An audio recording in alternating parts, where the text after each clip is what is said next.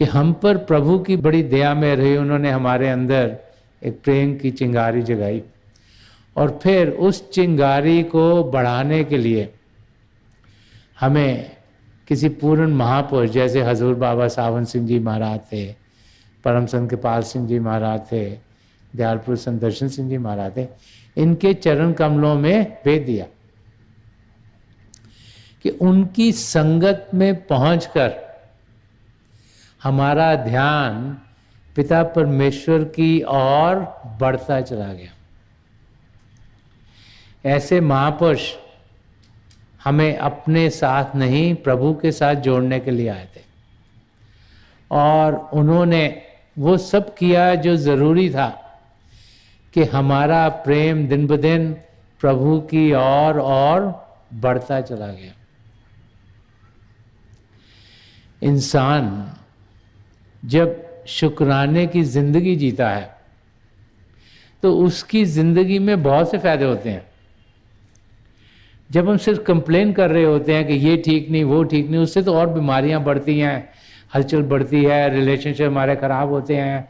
हम सोचते हैं शायद जो हमारे नज़दीकी इन करके हमारी ज़िंदगी में ख़राबी है, हम सोचते हैं शायद ऑफिस में किसी ने कुछ कर दिया, और हर समय इंसान हलचल में रहता हुआ बीमारी का शिकार हो जाता है।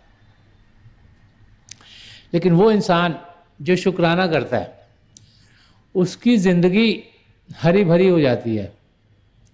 पहले तो जो इंसान शुक्राना करता है वो खुश रहता है, उसे खुशी है कि प्रभु ने उसे कुछ दिया, उसी के लिए शुक्राना कर रहा है।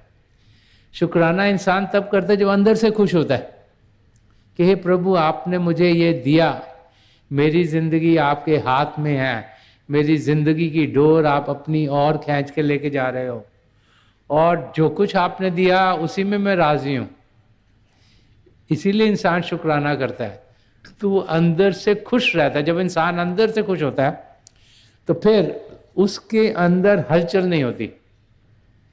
जब इंसान के अंदर हलचल नहीं होगी तभी वो शांत हो पाएगा, और जब इंसान शांत हो पाएगा तभी अध्यात्म के रास्ते पर वो कदम बढ़ा सकता है।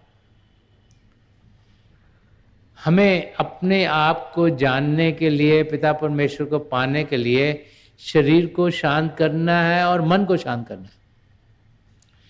तो शांत अवस्था में होना, जिसमें शरीर शांत हो, मन शांत हो, जो इंद्रियां हैं ये भी दमन हो, ये भी शांत हो, तभी हम प्रभु के असली रूप का अनुभव कर पाते हैं। तो जो शुक्राना की अवस्था में इंसान होता है वो शांत रहता है। उसे पता है कि सब कुछ अच्छा हो रहा है क्योंकि सब कुछ प्रभु की रजा में हो रहा है। उसे मालूम है जो कुछ उसके लिए ठीक है वही हो रहा है। संत दर्शन सिंह जी महाराज ने क्या फरमाया कि नहीं जानता कि क्या मैं तुझसे मांगूं, जो मेरे लिए है भला चाहता हूं। वो एटीट्यूड जिसमें इंसान ये ना समझे मैं तो बहुत पढ़ लिख गया हूं, मुझे तो बहुत कुछ पता है, अब मुझे ये चीज़ चाहिए, मुझे वो चीज़ चाहिए, ये मेरे लिए ठीक है। वो फरमाते हैं जो मेरे लिए है भला चाहता है। हे प्रभु आप तो सब कुछ जानने वाले हो, हम इंसान तो सिर्फ थोड़ा सा ही जानते हैं। जैसे हमने जियोलॉजी पढ़ी तो हमें उसका पता है, अगर हमने मैथमेटिक्स पढ़ी तो उसका पता है, अगर पीएचडी भी किसी चीज़ में कर ली तो उसी चीज़ का पता है। और ये तो सब इस दुनिया की चीज़ें हैं, लेकिन पिता परमेश्वर जिसने सृष्टि रची उनको तो सब कुछ मालूम है। तो जब हम उनकी रज़ा में जीते हैं, जो वो चाहते हैं, जब वो हमारी ज़िंदगी में होता है, और जब हमें पूरा विश्वास है कि पिता परमेश्वर क्योंकि हर एक चीज़ जानते हैं तो हमारे लिए जो बेहतर होगा वही हमें देंगे, तो उस एटीट्यूड से जो इंसान जीता है उसकी ज़िंदगी हरी भरी रहती है। जब हम अपना दिमाग यूज़ करते हैं कि हमें ये चाहिए और वो मिलता नहीं तो हमें बहुत तकलीफ होती है, क्योंकि हम सोचते हैं हमने तो ये करा, हमने ये करा, हमें क्यों नहीं मिला।